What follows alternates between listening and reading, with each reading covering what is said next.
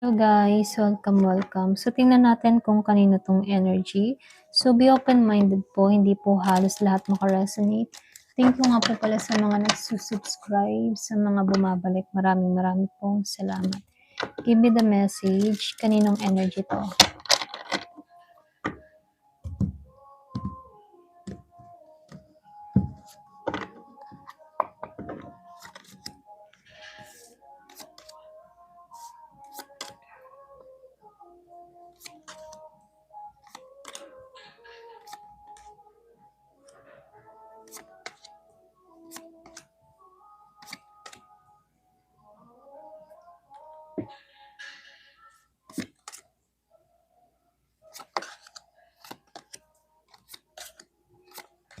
Excuse me.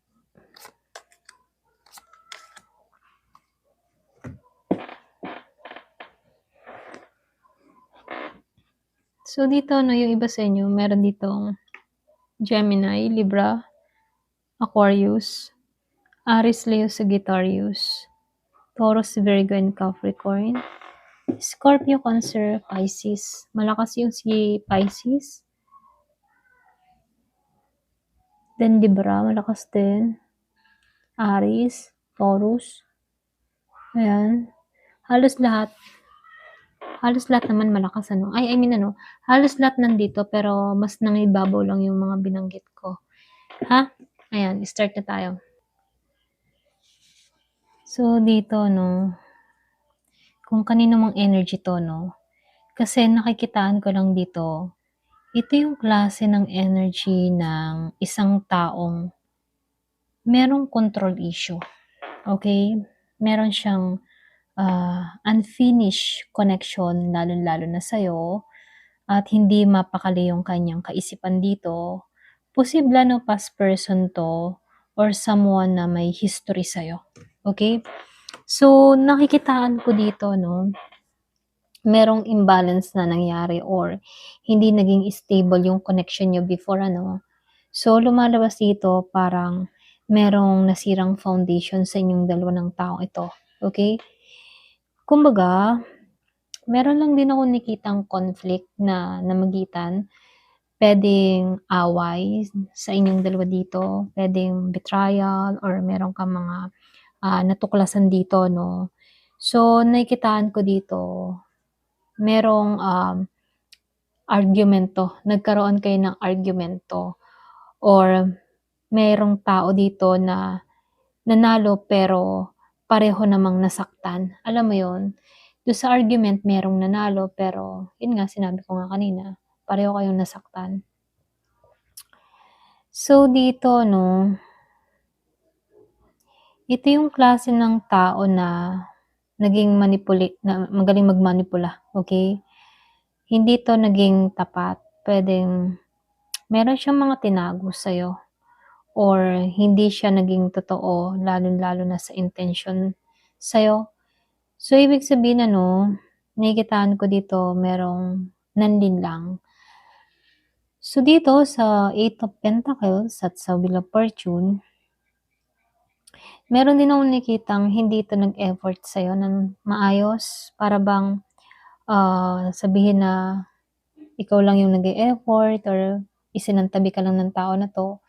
So, meron akong nakitang Earth sign, merong Virgo, Capricorn, Taurus. Then, meron din akong nakitang Aries, Leo, and Sagittarius, and Gemini, Aquarius, and Libra.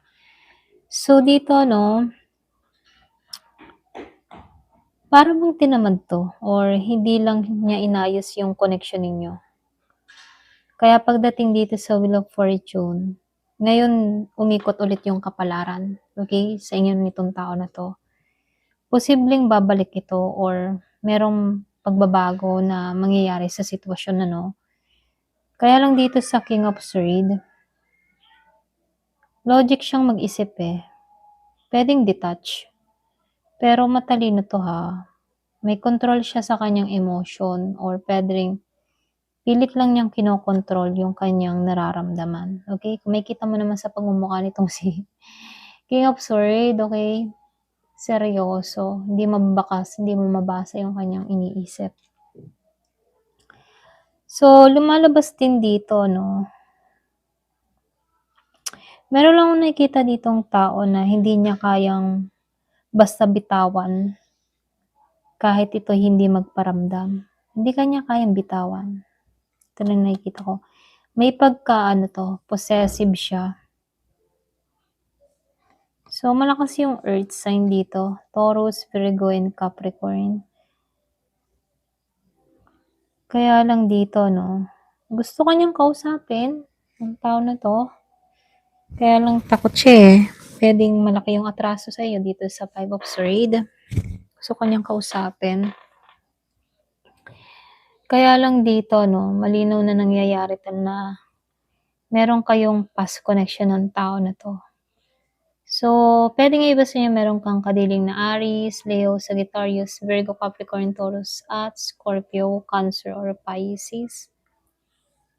Lumalabas dito merong gustong, kausapin. So, malinaw na past 'to, past connection. Merong biglang naalala. Puwedeng naalala ka niya rito or puwede rin kung may picture ka sa taong ito, tinitingnan yung larawan mo. So, dito 'no, meron lang realization at karma na nangyari, okey? Alam naman niya dito yung consequences ng mga ginawa niya, alam niya yun. Hindi niya naman itatanggi yun at handa naman siyang i-receive yung karma na dapat para sa kanya 'no. So, nakikitaan ko dito puwedeng lagi 'tong puyat, kakaisip dito sa, Nine of Swords. Lagi siyang puyat, kakaisip sa'yo, meron 'tong anxiety or puwede ring, overthinking itong tao na 'to. Puyat puyat siya rito. Tahimik lang 'to ano, pero malakas yung intuition niya. Malakas yung kanyang pakiramdam. Binabantayan ka niya silently. Ayan, binabantayan ka nito silently. Pisces energy. Puwedeng lagi din puyat. Meron akong nakikitang Gemini, Libra, and Aquarius. Pero pagdating sa kanyang kaperahan, ano 'to, stable. May trabaho naman siya. Maganda yung takbo ng pera. Pero emotionally reserved siya. Ito lang yung nakikita ko. Ayan, pasensya na sa tahol ng aso. So, dito 'no, lumabas si Four of Swords reverse. Hindi naman 'to mapakali, okey? Gusto ng tao na 'to na gumalaw, pero hindi siya sigurado kung paano, okey? Yun lang yung kulang sa kanya, lakas ng loob. Feeling kasi ng tao na 'to na trap siya dito. Feeling niya trap, lalong-lalo na sa situation. Malakas din yung pride ng tao na 'to, okey? Sa sarili niyang isip dito, ha? Malakas yung pride, ma-ego, gano'n. Pero gano'n pa man, nakakaramdam 'to ng insecurity sa'yo. Puwedeng iniisip ka niya kahit may iba ka na. Yung iba sa inyo puwedeng may iba ka na, pero iniisip ka pa rin niya, ha? Hindi maiwasan 'yun. So, nakikitaan ko dito malakas ay lalaki, masculine energy. Or puwede ring ikaw 'to, nag-iisip ka, okey? So, meron akong nakikitang strong masculine energy kung sino man 'to. Meron akong nakikitang past connection, ex or nakausap mo na dati, gano'n yung energy niya. Hindi 'to naging honest sa'yo, nagkulang siya sa effort sa'yo. Ngayon naiisip ka, nagsisisi pero natatakot pa rin siyang mag-approach. May halong guilt, takot, ego. Hindi 'to bagong tao hindi 'to, bagong kakilala mo gano'n, hindi 'to gano'n. Kasi lumalabas may history kayo ng tao na 'to, okey? So, tingnan natin ano, ayan, ay pasensya na utal ako. Tingnan nating maigi kung sino 'to, okey? Tingnan natin kung sino ba talaga 'to, ano yung kanyang katangian, ayan. More katangian. Give me the message. Sino to at anong katangian nito? Para lalo mo siyang makilala. Okay? Give me the message. Sino tong ex na to?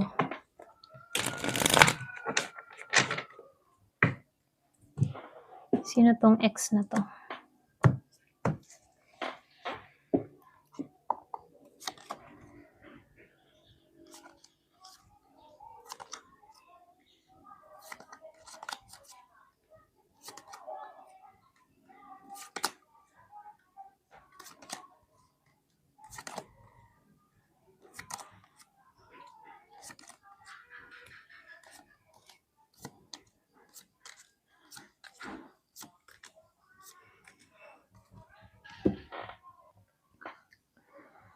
So, dito, no?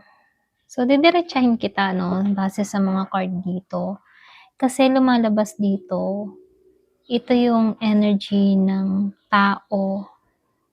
Lumalabas na isang ex, okay? Hindi pa to fully nakaka-moving on, pero magulo yung isip. Hindi siya consistent sa action nito, okay? Kumbaga, hindi siya totally masama, pero maraming immaturity at puwedeng emotional confusion 'tong tao na 'to, no?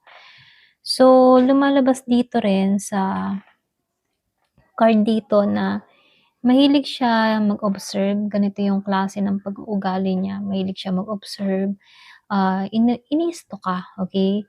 Very curious siya sa buhay mo, pero hindi siya agad kumikilos, ano. So, lumalabas din dito na magulo yung ano niya, eh, yung isip niya dito, 'no. Marami naman siyang choices dito, kumbaga ano, hindi siya sigurado kung ano ba talaga yung gusto niya. Para bang marami siyang pinagpipilian, pero kahit marami siyang pinagpipilian, ini-stalk ka niya rito. So, dito 'no, lumalabas din dito na possessive 'to, kahit wala na kayo 'no, ayaw ka niyang mawala totally dito. Ito lang yung nakikita ko. Kumbaga, totoo naman yung nararamdaman niya sa'yo. Meron siyang, genuine na nararamdaman sa'yo rito. So, lumalabas din dito 'no, totoo yung talagang nararamdaman ng tao na 'to. Tingin niya sa'yo 'no, mataas ka, lalong-lalo na ngayon.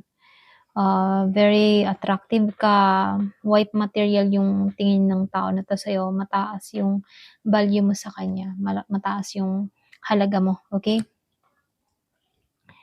So, dito 'no, hindi 'to makalayo. Kahit umalis siya, puwedeng siya yung umalis or puwede ring ikaw yung umalis dito 'no, pero hindi siya makalayo. Bumabalik kasi yung energy niya sa'yo, ito lang yung nakikita ko dito. Meron 'tong mga maling desisyon dito. Dati ano, sa meron siyang mga maling desisyon dito dati sa relationship niyo. Posible meron 'tong third party, para bang wrong yung choice niya. Nagkamali 'to ng pinili. Ito lang yung nakikita ko. Kaya dito may pagka-ano 'to ha, player vibes. Naging inconsistent 'to. Pero nakikitaan ko dito 'no, siya ba yung klase ng tao na mainit sa'yo tapos biglang cold kinabukasan, gano'n siya. Hindi stable yung kanyang nararamdaman. Pero dito 'no, may natapos sa inyo. Meron akong nakikitang natapos na cycle, pero may closure dito. Kaya lang yung issue dito 'no, para bang I mean ano, nakikitaan ko dito may closure issue pa sa side niya, okey? Para bang hindi pa siya tapos sa'yo. Kung ikaw tapos ka na sa kanya, siya hindi pa, eh. Gano'n yung energy ng taong ito. So, lumalabas din dito 'no, sa Queen of Cups, medyo ano 'to, medyo emotional siya. Deep inside, kahit ba hindi niya pinapakita, emotional siya sa'yo. Pagdating sa'yo, emotional 'tong tao na 'to. Pero wag ka, nahihiya 'to sa'yo, dito sa Page of Cups. nahihiya or hindi lang siya marunong mag-express ng feelings. Immature kasi siya emotionally, ito lang nakikita ko. Hindi niya kaya magbigay dito ng stability at long-term commitment. Noon noon.